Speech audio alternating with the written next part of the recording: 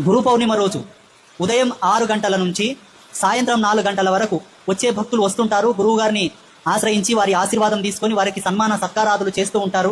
పూలమాలలతోటి అలంకరించి వారికి దండం పెట్టుకొని వారిని శ్రీనగర్ చేసి వెళ్తుంటారు. సాయంత్రం 4 నుంచి గురు పూజోత్సవ కార్యక్రమం ప్రారంభమవుతుంది. మీరు ఆల్రెడీ ఇంతకుముందు యూట్యూబ్ చూస్తే మీకు అర్థమయ్యే ఉంటుంది. గురువు గారికి భగవంతునితో సమాయుక్తమైనటువంటి పూజ కైంకర్యముల చేత పూజలు చేసి గురువు గారి యొక్క పాదపద్మములను పసుపు కుంకుమల చేత అలంకరించి పూజలు చేసి గురువు గారితోటి వాళ్ళందరూ వచ్చిన వాళ్ళందరూ ఆశీర్వాదం తీసుకుంటారు. అంటే సింపుల్ గా ఉంటుంది, ఎక్కువ ఆడంబరం ఉండదు, ఎక్కువ ఆర్భాటం ఉండదు, సర్వసామాన్యంగా పూజా విధి ఉంటుంది. ఆ రోజు అమ్మవారికి ఉదయ సంధ్యలో 4 గంటలకు నేను ఒక మాట చెప్తాను. అమ్మా, ఈ రోజు నీ దాసాన దాసుడైనటువంటి నన్ను దర్శించుకున్న వాళ్లకు నీ యొక్క కళ, నీ యొక్క అనుగ్రహం, నీ యొక్క ఆశీర్వాదం పరిపూర్ణంగా దక్కాలని చెప్తాను నేను. 2011 నుంచి, నిన్న మొన్న కాదు, 2011 నుంచి ఇది మా ఆచారం. ఇంకొకటి ఏంటంటే, ఆ రోజు గురువు గారికి పత్రమో